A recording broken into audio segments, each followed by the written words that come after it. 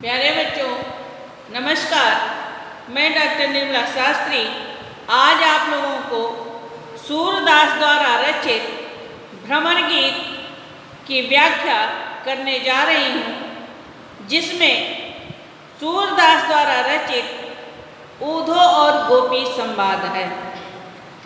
प्रस्तुत पंक्तियों में भ्रमर गीत के गोपी और ऊधो संवाद में वाद विद्यता का विकसित रूप दिखाई देता है। ज्ञान गरिमा में मंडित ऊधो को श्री कृष्ण मथुरा इसलिए भेजते हैं कि गोपियों को निराकार की ओर उन्मुख कर सके। प्रस्तुत अंश के अंतर्गत गोपियों के प्रत्युत्तरों में वाद विद्यता कूट कूट कर भरी है। सच पूछिए तो वाद विद्यता का नाम यही है कि सामने वाले व्यक्ति को ऐसा खरा और चुभता हुआ उत्तर दिया जाए कि उसकी बोलती बंद हो जाए, और यही गोपियों ने भी किया। उनको अपने श्री कृष्ण को आराध्य जो मानती हैं, अपने आराध्य को मानते हुए ऊधो के निराकार निर्गुण ब्रह्म की उपासना पर व्यंग करती हुई कहती है। ऊधो मोहि ब्रज विसरत नाही, हंस सुता की सुंदर कगरी और कुंजन की छाही, वह सुर भी वह वक्ष दोहनी, खरिक दुहावन जाही, ग्वाल बाल मिली करत कोलाहल, नाचत गही गही बाही, यह मथुरा कंचन की नगरी, मन मुक्ताहल जाही, जबहि सुरत यावत वह सुख की, जिये उंगत तन नाही, अनगन भाति करी बहुलीला, जसुदा नंदन माही, सूरदास प्रभु रहे मौन होई, यह कही कही पछताही। गोपियां जिस समय ऊधो मथुरा से ब्रज जाते हैं और कृष्ण जिस समय भेज रहे हैं मथुरा जाने के लिए, उस समय ऊधो से कह रहे हैं, हे ऊधो मोहि ब्रज विसरत नाही, मुझे वह ब्रज भूल नहीं रहा। हे ऊधो मोहि ब्रज विसरत नाही, मुझे वह ब्रज जो है वह भूल नहीं रहा है।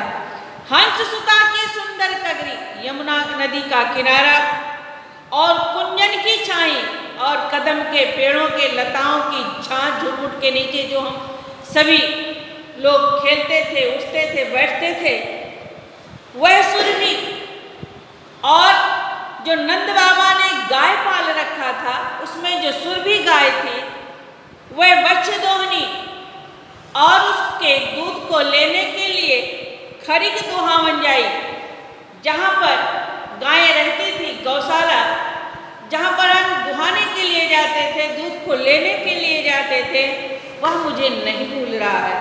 ग्वाल बाल मिली करत कोलाहल, और हे ऊधो हम सभी ग्वाल बाल वहाँ पर मिल करके जो कोलाहल करते थे, जो खेलते थे, नाचत गही गही बाही, और एक दूसरे का हाथ पकड़ करके, हाथ से हाथ मिला करके जो आपस में हम लोग खेलते थे, नाचते थे, या नहीं भूल रहा है। हे ऊधो यह मथुरा कंचन की नगरी, यह जो मथुरा है यह सोने की नगरी जरूर है, लेकिन जो प्रेम मुझे ब्रज में मिला वह प्रेम यहाँ पर नहीं है। यह मथुरा कंचन की नगरी, मथुरा तो सोने की नगरी है। मन मुक्ता हल जाए, जहाँ पर नाना प्रकार के मणि मुक्ता हल सभी भरे हुए हैं, परंतु वह गोपी और ग्वालों का प्रेम यहाँ पर नहीं है। जबहि सुरत आवत वह ब्रज की, कह रहे हैं जबहि सुरत आवत वह सुख की, उस ब्रज की जब भी मुझे याद आ जाती है, तभी जे उमगत मन माही, मेरा यह मन जो है अकुलाने लगता है, व्याकुल होने लगता है, घबराने लगता है, और जब भी मैं ब्रज के बारे में सोच लेता हूँ। अनगन भात करी बहुलीला, नाना प्रकार की लीलाओं को मैंने किया। हे ऊधो वहाँ पर जसोदा नंद निवाई, माता यशोदा ने, बाबा नंद ने उसका निर्वाह किया। सूरदास प्रभु रहे मौन हुए। सूरदास जी कह रहे हैं, इतना कहने के बाद श्री कृष्ण जब उद्धव से ब्रज की इस प्रकार की बातों को किया, उसके बाद यह कहीं कहीं पछताई, इसको कह कह के बार बार पश्चाताप कर रहे हैं, अर्थात ब्रज की याद कर रहे हैं। इतना कहते ही कृष्ण जो है अपनी वाणी को बंद कर लेते हैं और उद्धव संदेश लेकर के ब्रज आ जाते हैं। और जिस समय ब्रज में आते हैं, गोपियों से मिलते हैं, तो गोपियाँ उद्धव को क्या कह रही हैं? बिन गोपाल बैरिन भई कुंजे, तब में लता लगती अति शीतल, अब भई विषम ज्वाल की पुंजे। वृथा बहती यमुना खग बोलत, वृथा कमल फूलन यलि गुंजे। पवन पान घन सार सजीवन, दद सुत किरण भानु भई भुंजे। या उधो कहियो माधोसो, मदन मार दीनी हम लुंजे। सूरदास प्रभु तुम्हारे दरस को, मग जो वत किया भई चुंजे। जिस समय उद्धव गोपियों को संदेश देने के लिए, उन्हें समझाने के लिए आते हैं और उनको अपने ज्ञान के ऊपर घमंड है कि मैं गोपियों को समझा लूँगा, उन्हें निर्गुण निराकार की तरफ मैं उन्मुख कर लूँगा। परंतु गोपियाँ क्या कह रही हैं? बिन गोपाल, बिना कृष्ण के, हे उद्धव, बिन गोपाल बैरिन भई कुंजे, या जो कुंज लताएं हैं, जिन बाग बगीचों में हम लोग खेलते थे, आपस में मिलते थे, बैरिन भाई यह सब मेरी दुश्मन बन गई हैं, यह सब दुश्मन बन गई हैं। बिन गोपाल, बिना श्री कृष्ण के, अर्थात यह सभी दुखदाई हो गई हैं। तब वे लता लगते अति शीतल, जब श्री कृष्ण थे, जब प्रभु भगवान श्री कृष्ण थे, हमारे आराध्य थे, हमारे स्वामी थे, तब वही ये लताएं, तब वे लता लगते अति शीतल, अत्यंत शीतल लगती थी, हम लोगों को शीतलता प्रदान करती थी। अब भाई विषम ज्वाल की कुंजे, अब इन कुंजों से आग की लपटें निकल रही हैं, अर्थात मालूम पड़ा कि हमें भस्म कर देंगी।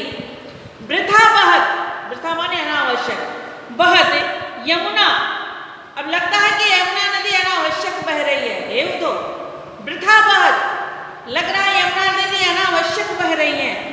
खग बोलत, जो पक्षियां बोलते हैं, वृथा अनावश्यक बोल रही हैं। कमल फूलन अली गुंजे, और मालूम पड़ा है कि सरोवर में जो कमल भी खिल रहे हैं, जो उनके ऊपर भौरे गुंजार कर रहे हैं, यह सभी अनावश्यक कर रहे हैं। पवन पान, वायु भी, जल भी, बादल भी, और जो हम लोगों के जीने की इच्छा की वायु थी, सभी कुछ ददसुत किरण भानु भई गुंजे, संपूर्ण चीजें हमें लग रहा है जैसे सब में भानु भई गुंजे, संपूर्ण चीजें हम लोगों के विरह में जल गई, अर्थात समाप्त हो गई हैं। यह उद्धव, हे उद्धव, कहियो माधो सोए, उस माधव श्री कृष्ण जा करके कह देना, मदन मारी, यही उद्धव कहियो माधो सो, अर्थात हे उद्धव श्री कृष्ण से जा करके कह देना, मदन मारी, मदन मारी कामदेव होता है, अर्थात हम सभी गोपियों के अंदर जो एक उल्लास था, जो एक प्रेम था, सभी संपूर्ण चीजें समाप्त हो गई हैं। हम भई लुंजे, अर्थात हम लोग निसहाय हो गए हैं, अनाथ हो गए हैं, हम लोगों के अंदर वह शक्ति नहीं रह गई है। सूरदास प्रभु तुम्हारे दरस को, गोपियां अंत में उद्धव से कह रही हैं, हे उद्धव, जाके कह देना कि सूरदास प्रभु तुम्हारे दरस को, आपके दर्शन के लिए ही मग जोवत, आप कह के गए थे कि हम पुनः लौट करके आएंगे, तो मग जोवत हम लोग यहीं बैठ करके उनका रास्ता देख रही हैं। अखियाँ बही चुंजे, हम लोगों की आंखें आंसुओं से समाप्त हो गई, अर्थात हम लोगों की आंखों में जो आंसू थे वह आंसू भी समाप्त हो गई हैं। और जैसे कहे थे आने के लिए, उसी प्रकार से हम लोग यहीं पर इंतजार करने के लिए इसी रास्ते पर बैठी हुई उनका रास्ता देख रही हैं। फिर कहती हैं, हे उद्धव, इतना ही नहीं, हम सभी गोपियां तो कृष्ण के लिए क्या है, सुन लो। हमारे हरिहारिल की लकड़ी, मन क्रम वचन नंद नंदन उरे, यह दृढ़ कर जकरी, जागत सोवत स्वप्न दिवस निशे, कान कान जकरी, सुनत जोग लागत है ऐसो, जो करुई ककरी, सुत तो व्याध हमको ले आए, देखी सुनी न करी, यह तो सूरत नहीं ले सो को, जिनके मन चकरी। जब वो कुछ ज्ञान की बातें, कुछ निर्गुण निराकार की बातें गोपियों से करना चाहते हैं, तो गोपियां क्या कह रही हैं, ध्यान से सुनिएगा। ऊधो हरिहारिल की लकड़ी, हम सभी गोपियां हारिल पक्षी की लकड़ी की तरह है। जैसे हारिल पक्षी जिस लकड़ी को अपने चंगुल में पकड़ लेता है, फिर उन्हें वापस नहीं छोड़ता है, ठीक उसी प्रकार से हमारे हरिहारिल की लकड़ी, वो जो प्रभु हरि हैं, श्री कृष्ण है, वह हारिल पक्षी की लकड़ी के समान है। अर्थात हम लोगों ने अगर उन्हें पकड़ लिया है, उन्हें अपना मान लिया है, तो हम और कुछ मानने वाली नहीं हैं। मन क्रम वचन, मन से भी, वचन से ही, कर्म से भी, नंद नंदन, नंद के नंदन अर्थात श्री कृष्ण को उर माने अपने हृदय में यह दृढ़ कर पकड़ी, हारिल पक्षी की तरह दृढ़ करके पकड़ लिया है।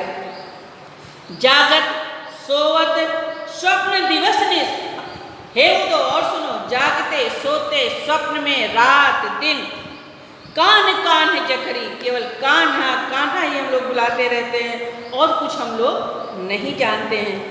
सुनत जोग लागत है ऐसो, हे उदो, जहाँ पर हम लोग केवल कान्हा कान्हा करते हैं, वहाँ जोग की बातें करते हैं, योग की बातें करते हैं, निर्गुण निराकार ब्रह्म की बातें करते हैं, तो जोग ऐसो लागत, हम लोगों को ऐसे लगता है, कैसे, जोग कड़वी ककरी, जैसे कड़वी ककरी खाने में बहुत खराब लगती है, ठीक उसी प्रकार से आपकी बातें कड़वी ककड़ी की तरह अच्छी नहीं लग रही हैं। सो तो व्याधि हमको ले आए, आपने देखी सुनी न करी, आपने यह कभी आते समय यह भी नहीं सोचा कि जिस कृष्ण के लिए हम सभी गोपियां व्याकुल हैं, उनके लिए हम योग की बातें लेके चल रहे हैं, निर्गुण निराकार ब्रह्म की उपासना करने की बातें कर रहे हैं, देखी सुनी न करी, क्या आपने देखा और सुना नहीं था? जो हमारे पास इस तरह की बातें लेकर के चले आए, यह तो सूरत नहीं ले सो को। अंत में गोपियां कह रही हैं, हे सूरदास, सूरदास जी से कह रही हैं गोपियां उधो से कि हे उधो सुनो, ती नहीं ले सो को, यह जो योग की बात जहाँ से लेकर के आए हैं, उन्हीं को ले जा करके दे दो। जिनके मन चक्री, जिसका मन चंचल होगा तो एक के छोड़ के दूसरा, दूसरा छोड़ के तीसरा पकड़ेगा, परंतु हम सभी गोपियां, हम लोगों के पास कोई 10-20 मन नहीं है, उसे पकड़ लें, जिसको पकड़ लिया उसे पुनः नहीं छोड़ते हैं। अर्थात श्री कृष्ण के अलावा हम सभी किसी और को नहीं मानते हैं। इस प्रकार से गोपियां जो हैं उधो से कह रही हैं। आगे मैं पुनः आप लोगों को कल पढ़ाऊंगी, तब तक के लिए धन्यवाद।